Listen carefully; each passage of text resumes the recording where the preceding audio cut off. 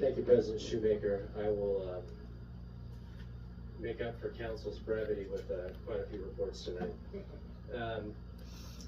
First, I want to just I will couch as what I know about the latest at Pixelle. What I will say broadly is that we are in a position that is unlike many when a major employer departs a community, in that it has been a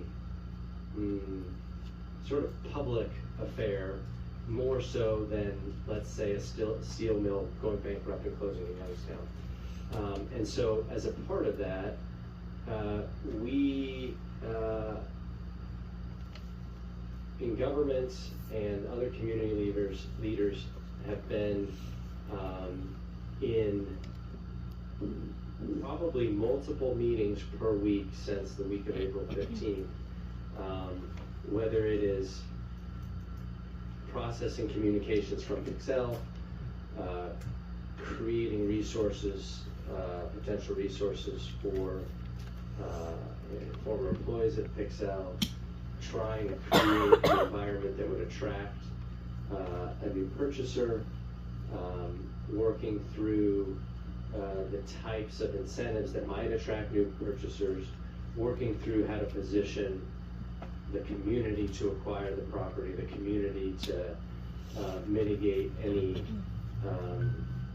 environmental concerns that are certainly on that property. And it has felt like a whole lot of carry out weight because we have been very busy, but have not been able to relay or experience much progress. We've met with potential purchasers and conversations, and what my experience is now, what I know, which is probably what has been relayed to the public before, but might be helpful to hear from me, is that HIG, the company that owns Pixelle, is solicited and is still considering purchase options. So that's what I know today about the position of that facility. I'll comment on a couple other things. I spoke with the USW union president, which is the union that represented the largest number of employees at the mill, because there were recent reports about Pixelle not paying employees and holding back final paychecks and pensions, 401ks, that sort of thing. So I called and talked to Jeff, and Jeff reported to me that as far as he knew, every employee who had a payroll issue has now been paid, and his understanding was that because the final payouts were an odd way of doing payroll, that it was a payroll issue, not an intentional held back situation. So as of talking to him, his understanding was that all employees have been paid. When speaking about any pension or 401k issues, he let me know that in terms of employees who have been at Pixelle, over the years they have negotiated different contracts.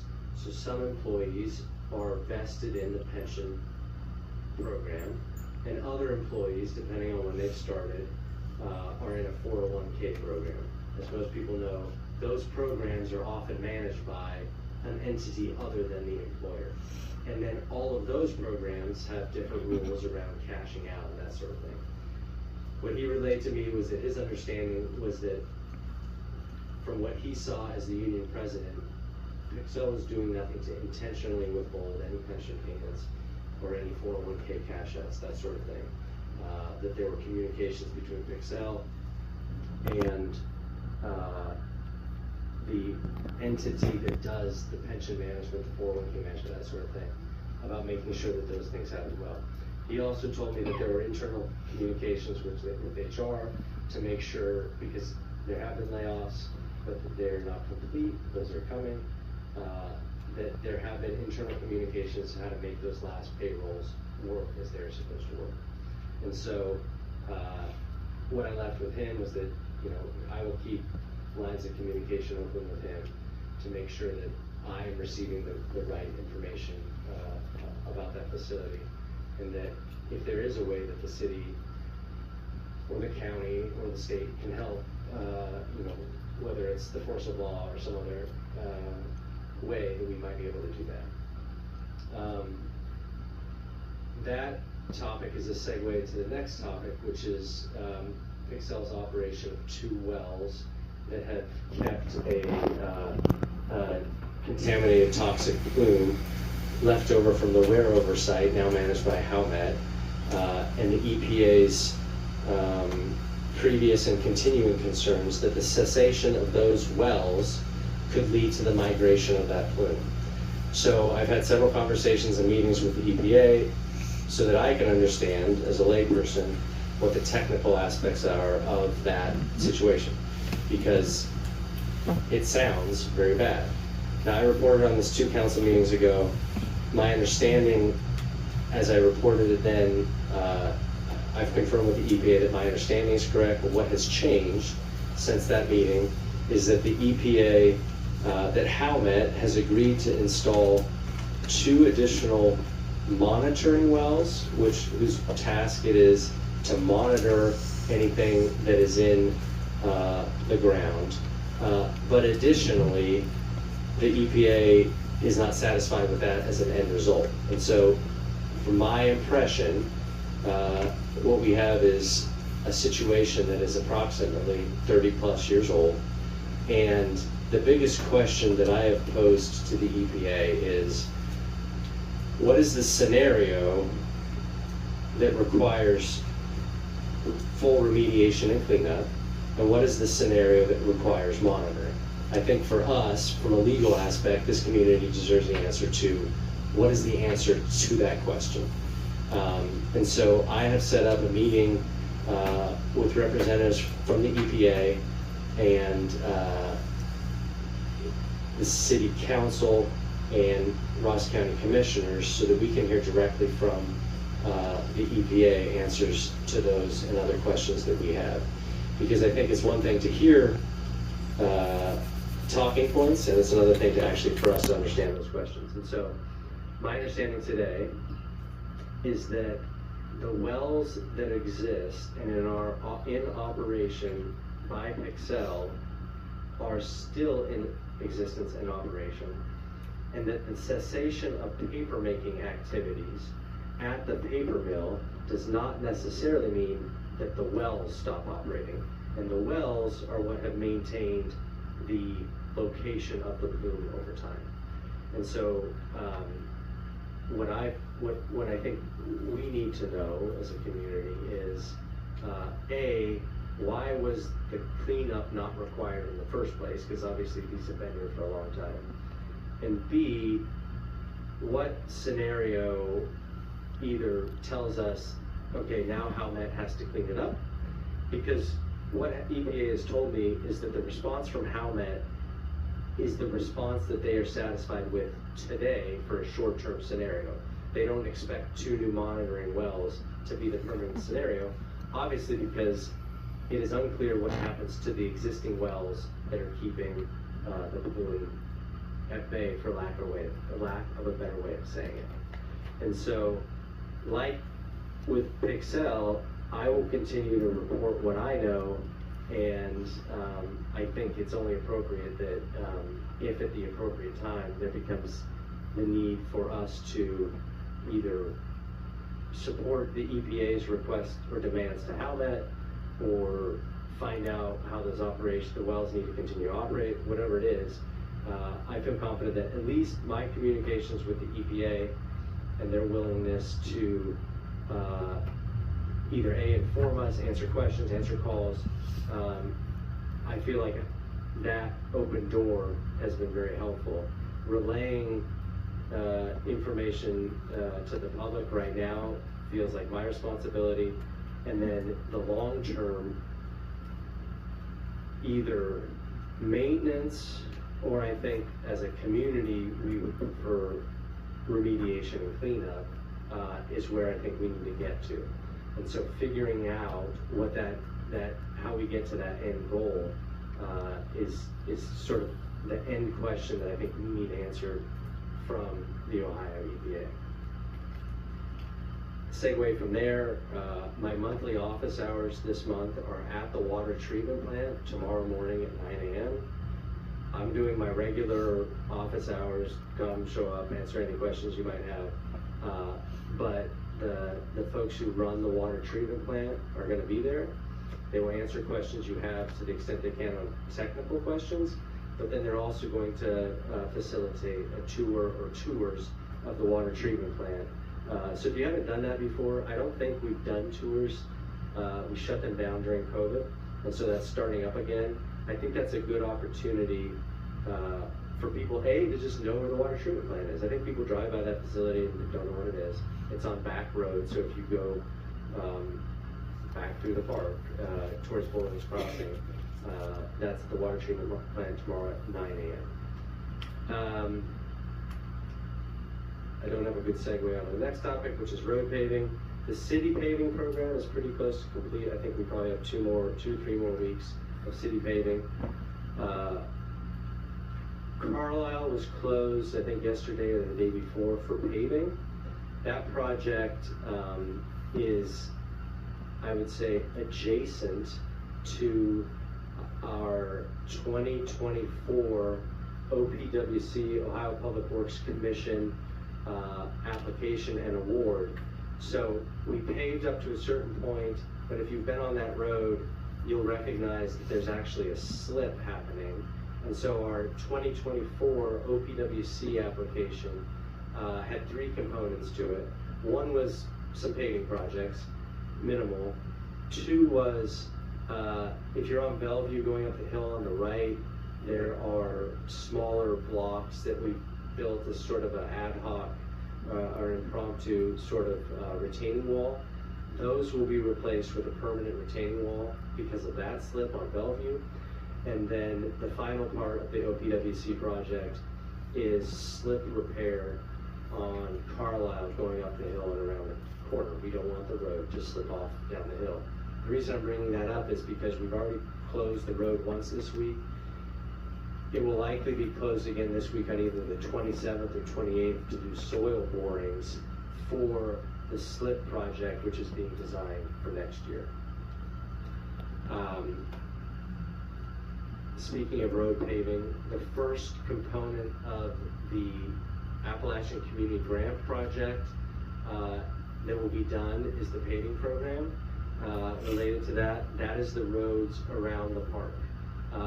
It is likely that we will start to see some construction within the next 45 days, most likely on Water Street. Water Street originally had a significant amount of the design project that would add sidewalk width to that corridor, but as pricing has come in, like everything else in the world, those sidewalk expenses have been very high. And so we've backed off of widening sidewalks there, but all of the same traffic calming, the roadway diet plans that council approved would still be happening. So when you see construction begin to ramp up on Water Street, that is out of our regular paving program, but into the ACGB program. Staying on the theme of paving, for those who don't know, the paving levy did not make it to the Board of Elections, so that will not be on the ballot. That puts us in a position where the levy, which has been in place now for 9.5 years, will not collect income tax starting January 1st. So today our income tax is 2%. It will go down to 1.8% starting January 1st, 2026. That does a couple things for us, but mostly it means we don't have enough money to do a standard paving program in 2026. That said, we had always planned, we being council, my office and the auditor's office, for, in essence, a gap year. It was a renewal levy. Some of you remember several years ago, the health district did not pass a renewal levy, so they went without a levy for a year, basically. We have positioned ourselves so that we will do, we can still do a paving program in 2026, but it will be scaled back. We will use some of the money that we are holding back this year from this year's paving program. Our fall of 2025 OPWC application, which in recent years we've used for things like stormwater and slips on roadways, will basically be primarily paving. So we will be able to do some paving still next year, just not to the scale that we've done in the past several years. And it would be my hope that council would consider entertaining putting that item on the ballot in the spring of 2026. And so we move on and we keep operating. I wanted to touch on Councilman Barnes' comments, mostly on the Chillicothe Youth Football League. Last year, that league has grown really exponentially over the last several years, and their home in the park has not, it's grown in the park. And the pressure point that they reached last year was largely around parking. We were working through an MOU that would allow them to park basically on the northern pod of the softball fields that are across the street from where the football league plays. It is a high volume of traffic and parking, and so the essence of the MOU is making sure that any turf damage that is done can be repaired, because the leagues and the kids that play softball in those fields also deserve nice fields and not broken ankles. And then the last thing I'll close on, I'm trying to think if I have something happy to close on. The last thing I'll close on is that the auditor's office and I have been working quite a bit on different projections and scenarios for what the closure of Pixelle looks like for city operations. If you look at cash on hand today, our unappropriated balance may be around $4 or $5 million. That's not cash on hand, that's unappropriated. Cash on hand can fluctuate. That's just for the general fund. And so in our review, different funds, as you might imagine, have different levels of security. So the general fund has a decent amount of reserves. Parks and Recreation, on the other hand, if you estimate that Parks and Recreation gets 1/10 of 1%, and a portion of that goes to capital, and we estimate, if we just say off the cuff, that Parks and Recreation would lose 10% of the income tax it receives. In a fund like that, the revenue is not diversified. It is basically just the income tax. Now, the general fund, there's all kinds of different revenue streams. So 10% income tax on the general fund might not hurt like 10% revenue income tax lost in Parks and Rec would hurt, which, let's call it $80,000. That's an employee. And so in some divisions and departments and funds, we have started working through how we can start saving money today, because at least the way I think about it is retaining permanent employees is my goal as we weather the situation with Pixelle and the ripple effects it might have. So we've started the budget compilation process, and we've asked department heads to attempt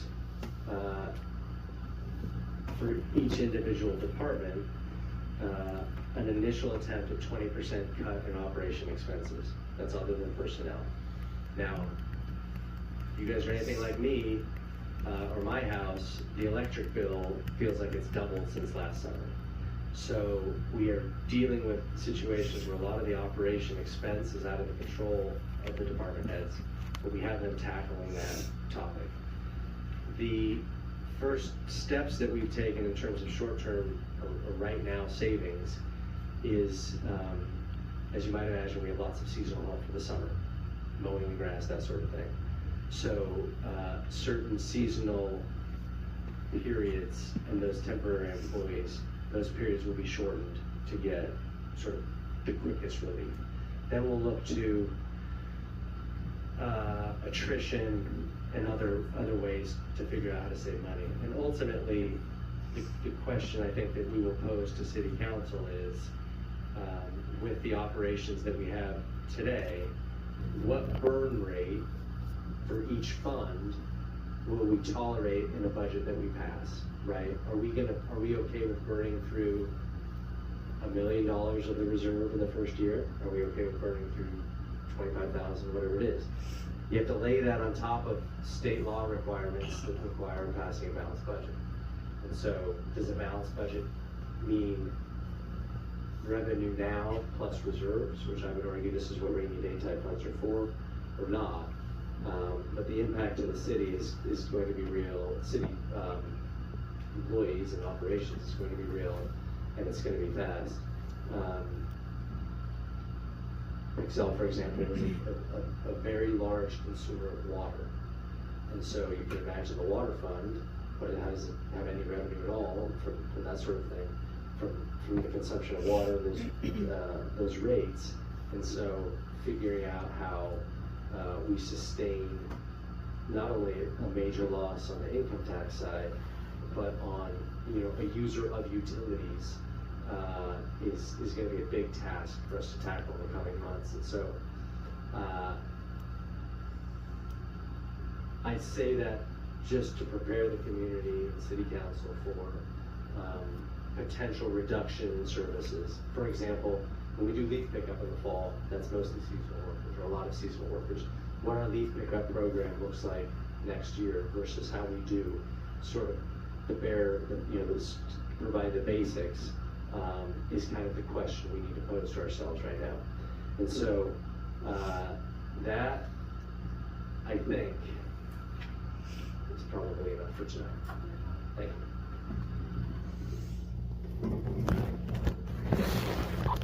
Thank you, Eric. We appreciate the information, and obviously, everybody needs to work together through this process. HOG has not been forthcoming with information about what they're working on in terms of the sale, and so that's the first step. We're going to have to find out what they're going to be doing, and then we'll go from there. Moving on to the auditor's office.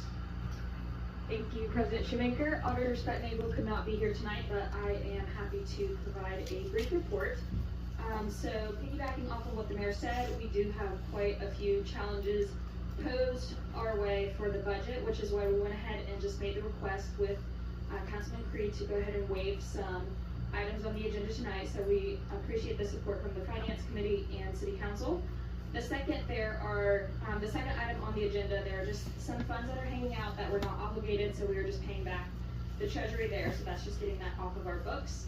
And then items 3 and 6 are just some procedures we have to do annually, so what you're allowing us to do with that is just to get a jump start on that. So we do appreciate you taking that into consideration. And then we do have our schedule that is contingent. It is tentative, but it is not.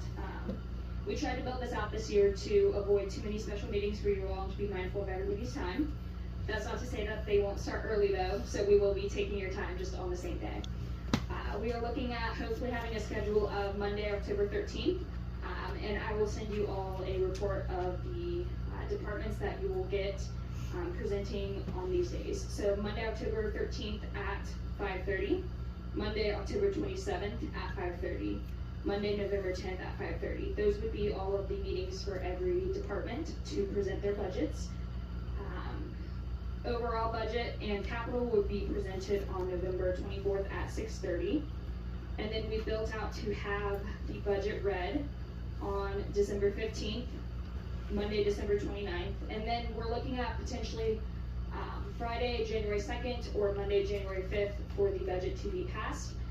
It has to pass at the beginning of the year with city council. So that would be the only special meeting we're looking at throughout this process. We will be happy to provide information as we have it, do some presentations, bring you as much information as possible. We're just trying to get a head start with the challenges that we do have presented our way. So we appreciate your time. And should you have any questions, always contact our office. We are happy to help and get you that information. That is all. Thank you, appreciate it. Moving on to the art director. Thank you, President Shoemaker. I wasn't going to add anything tonight, except there was one thing that Luke, I know he had a lengthy list tonight, didn't want to tack on to this, and I told him that I would mention it because I think it needs to be mentioned. A week ago from today, Luke and I were in a telephone call with, there were a few other people. It was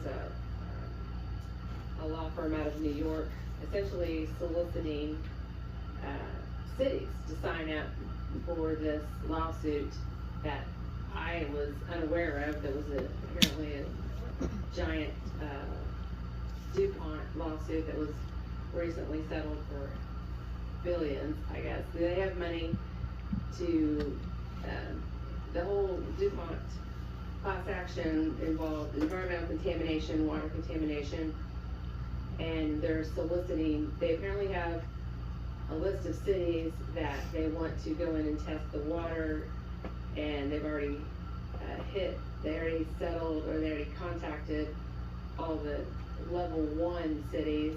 We were apparently in the level 2 cities. I asked a ton of questions, and they assured me I would get a follow-up email. So far I have not, but believe me, as soon as I do, I will gladly share. I think this is very important. I want to know how long this has been going on, if anybody knew about it, and for how long, and I was not very happy about this. Regardless, it's apparent that if they'll come in and test the water, they pay for all of that. They're specifically testing for PFAS chemicals, PFOA, which are bad chemicals. So if we test at least a 2, I guess is the magic number, then we would qualify to get this money to come in and do the, like he said, the remediation and cleanup and on all of our water treatment plants and all the water stations. I think this is very important, and I wanted at least to bring it to your attention that this is happening. And again, I wanted to know the other cities. I wanted to know what levels they were. I wanted to know it all. I got zero information to give you. I just wanted to make sure that you're aware that at least this is on the top of our agenda, and I'm anxiously awaiting this contract. Thank you. Thank you. We'll be awaiting any information you have. Thank you so much. Next, we'll move on to audience participation.